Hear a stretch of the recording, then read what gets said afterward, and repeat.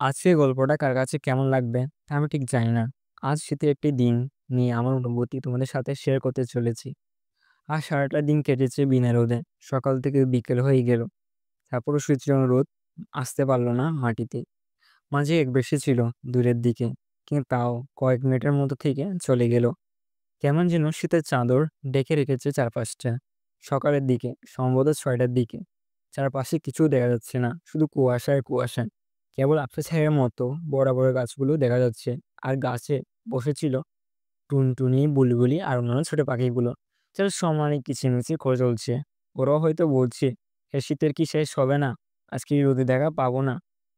কিন্তু ওদের কিচিরমিচির শুনতে খুব ভালোই লাগছিল। একে তো শীত, ঠান্ডার না আবহাওয়া, তার সাথে কিচিরমিচির, সত্যি অতুলনীয়। প্রকৃতির তুলনায় যে প্রকৃতি হয় তা বুঝিয়ে দিল। এরপর নাস্তা করে বেরিয়ে পড়লাম চারপাশটা আরো কাছ থেকে দেখতে। দেখলাম রাস্তার চারিদিকে ঠান্ডা বেড়ে চলেছে যত সামনের দিকে এগোচ্ছি। শুধু যাওয়ার পর দেখলাম কিছু বৃদ্ধ লোক আগুন জ্বালিয়ে গোল করে নিজেদের মধ্যে আড্ডা দিচ্ছে। গাছের রসের হাঁড়ি ঝুলছে। এই রসের হাঁড়ি দেখে পুরোনো স্মৃতি মনে পড়ে গেল। ছোটবেলায় কত বন্ধুদের সাথে মিলিয়ে গাছে উঠে রসের হাঁড়ি পেরে রস খেয়েছি, তার হিসাব নেই। সত্যি পুরোনো স্মৃতিগুলো অতুলনীয়। পুরোনো দিনগুলো সত্যি সোনার দিন। আজও স্মৃতিগুলোর কথা মনে পড়লে আনন্দে আত্মহারা হয়ে ওঠে আমি।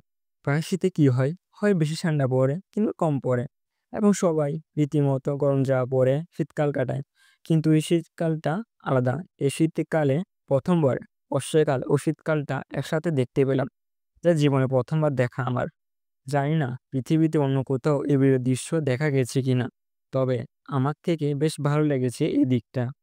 বর্ষাকাল যেমন চারপাশটা নীরব ও ঠান্ডা ঠান্ডা ভাব সৃষ্টি করে, ঠিক তেমনই এ শীতে ঠান্ডা ভাব কয়েকগুণ বাড়িয়ে চলছে। বৃষ্টি ও শীতে প্রকৃতি যেন নতুন রূপে সজ্জিত হয়েছে, চারপাশকে আরো মুগ্ধ করে তুলছে আমাকে। প্রকৃতির এই বিরল দৃশ্য সারা জীবন মনে থাকবে। প্রকৃতি সত্য অতুলনীয়, এর তুলনায় নিজেই